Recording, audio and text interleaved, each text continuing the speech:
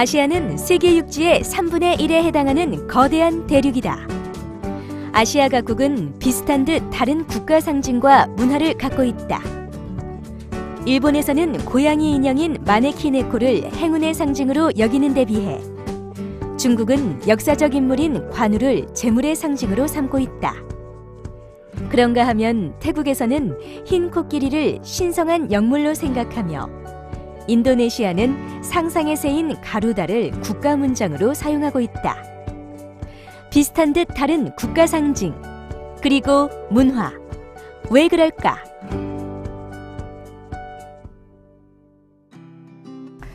여러분 안녕하십니까? 송상은입니다. 우리는 정보가 넘치는 시대에 살고 있음에도 불구하고 의외로 대화 소재를 찾지 못해 애를 먹는 경우가 많습니다. 사교의 목적이든 비즈니스 목적이든 간에 재밌는 소재로 이야기를 끌어간다면 대화가 잘 될 텐데요. 현실은 그렇지 못합니다. 대화의 소재로는 어떤 게 좋을까요?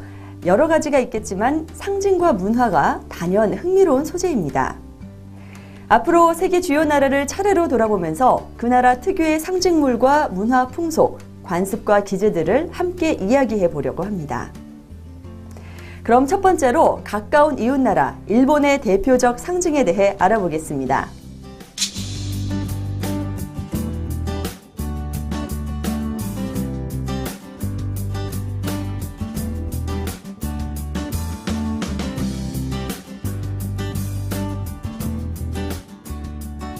고양이에 관한 한 일본인의 시각은 특이합니다. 먼저 그 문화적 배경에 대해 알아보겠습니다. 옛날에는 일본에서도 고양이를 부정적으로 생각했습니다만 에도 시대 때의 한 사건으로 인해 그런 관념의 변화가 일어났습니다. 일본 전설에 따르면 한 영주가 사냥을 마치고 저녁 무렵 성으로 돌아오던 때의 일입니다. 어느 허름한 절을 지나가려는데 고양이가 멀리서 손을 흔들면서 어서 들어오란 듯한 신호를 보냈습니다. 영주는 무슨 일일까 싶어서 절 안으로 들어갔습니다. 그때 갑자기 날씨가 험악해지더니 천둥번개가 치고 비바람이 몰아쳤습니다. 그 절을 지나쳤으면 꼼짝없이 길에서 고생했을 상황이었습니다. 영주는 고양이가 자기를 불러준 덕분에 위기를 모면했다고 생각해서 감사의 뜻으로 한쪽 발을 치켜들고 누구를 부르는 듯한 모습의 고양이 조각상을 그 절에 모셨다고 합니다. 이후 일본인들은 그 고양이상을 부르는 고양이라는 이름의 마네키네코라 부르며 행운의 상징으로 삼아오고 있습니다. 현재 마네키네코의 원조에 대해서 여러 설이 있긴 하지만 도쿄의 고오토 구치와 이마도 진자 두 곳이 가장 유력합니다. 그런데 정말 이 고양이는 영주를 구하려고 한쪽 발을 흔든 것일까요? 사실 고양이가 영주를 구하고자 한쪽 발을 흔든 것은 아닙니다. 고양이는 습도가 높아지면 자기 털에 수분이 달라붙는 것을 막고자 얼굴이나 귀 뒤를 발로 긁는 버릇이 있습니다. 또한 다른 동물의 접근을 감지하고 불안감을 느낄 때에도 발을 드는 습관이 있습니다. 영주는 그 습관을 모르고 고양이가 자기를 불렀다고 착각한 것이죠. 그렇지만 어찌됐든 행운을 얻거나 불운을 면하게 되면 사람들은 그 당시 상황에 대해 매우 강한 인상을 받습니다. 특히 권력자에게 뭔가가 행운을 안겨줬다는 소식은 대중에게 금방 전파되기 마련입니다. 마네키네코의 경우도 마찬가지여서 일본인들은 곧 그 상징물을 만들어 저마다 간직하고는 행운을 기원하기 시작했으며 손님을 많이 불러들여야 돈을 버는 상인들이 마네키네코를 통해 그런 기대감을 강렬하게 나타냈습니다. 가게 출입구에 마네키네코를 장식하게 된 것이죠. 마네키네코의 종류는 점점 많아졌고 나중에는 털 색깔에 따라 다른 의미의 행운이 부여돼 아예 마스코트 상품이 됐습니다. 예컨대 흰색은 소박한 행복을 상징하고 검은색은 불행의 그림자를 내쫓아주고 붉은색은 질병을 물리치며 분홍색은 사랑을 부르고 황금색은 재물을 상징하며 세 가지 색깔로 구성된 마네키네코는 희귀한 횡재를 의미한다는 상징까지 생겼습니다.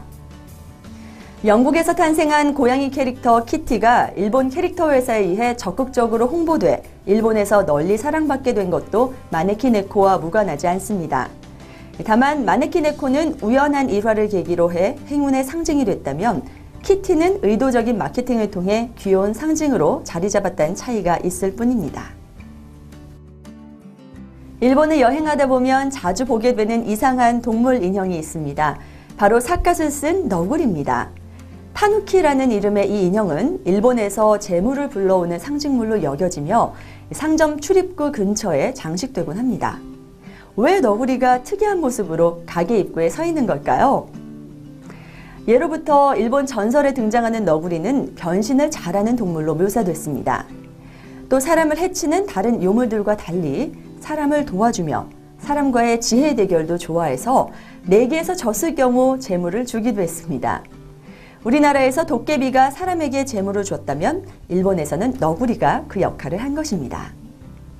이러한 이야기들로 인해 일본에서 너구리는 재물을 불러오는 짐승으로 여겨졌으며 이런 문화 정서를 바탕으로 타누키 인형이 생겼습니다. 일반적으로 타누키는 불룩한 배에 삿갓을 쓴 채 양손에 술병이나 금전 출납부 따위를 하나씩 들고 있는 모습으로 표현됩니다.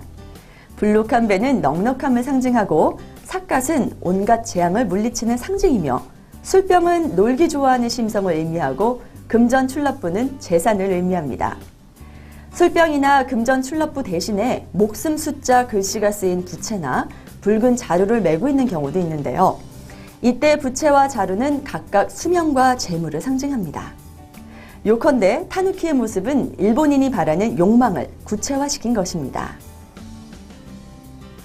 타누키가 상점 장식물로 쓰이는데도 나름의 이유가 있습니다. 너구리라는 뜻의 타누키는 다른 것에서 빼내다 라는 의미의 일본 단어 타누키와 발음이 같습니다. 이에 연유해서 일본 상인들은 타누키를 같은 업종의 다른 가게로 갈 손님이 자신의 가게로 들어오는 상점 번성의 상징물로 받아들였습니다. 그리하여 경쟁업소보다 더 많은 손님이 찾아들기를 바라는 마음에서 타누키를 가게 입구나 안쪽에 경쟁적으로 세워두게 된 것입니다. 마네키 네코와 타누키가 일본의 상징적 동물이라면 장인은 일본의 상징적 인간 문화입니다. 일본의 오랜 역사를 자랑하는 장인 가게나 기업이 많다는 것은 잘 알려진 사실입니다. 왜 그런 것일까요? 이런 상업 문화는 일본 특유의 집단 의식에 바탕을 두고 있습니다. 함께 어울리는 동료나 가족이 수평적 집단이라면 상하 복종의 위계 질서나 대대로 이어지는 가문은 수직적 집단이라고 할 수 있습니다. 일본인의 남다른 복종심과 가업 계승 정신은 수직적 집단 의식의 산물입니다. 가족 중 누군가 한 사람은 반드시 가업을 계승한다는 일종의 장인 정신이 수백 년 넘는 역사를 가진 가게나 회사를 존재하게 만든 원동력인 것입니다.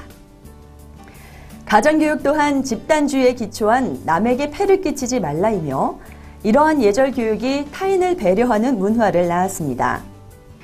타인 배려 정신은 상점이나 기업 경영에도 반영되었으니 식당 입구에 모형으로 음식을 만들어 놓고 그 앞에 가격을 붙여놓은 것이나 소비자 구미에 맞게 만든 아담하고 모양새 좋은 상품이 그 대표적인 사례입니다. 비록 상업적이긴 하나 손님에게 웃으며 대하는 상인의 친절도 타인 배려 문화의 한 가지입니다. 이렇듯 타인 배려는 실용성으로 연결되면서 일본 문화의 긍정성을 키웠습니다.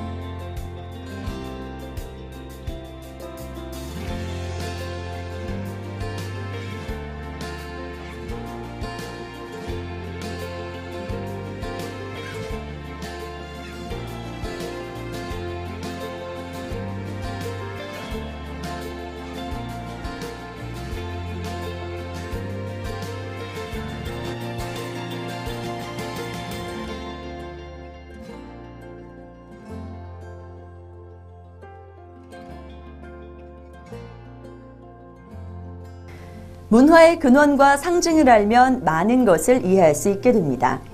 일본의 상징과 문화에 대한 이야기는 여기까지입니다. 고맙습니다.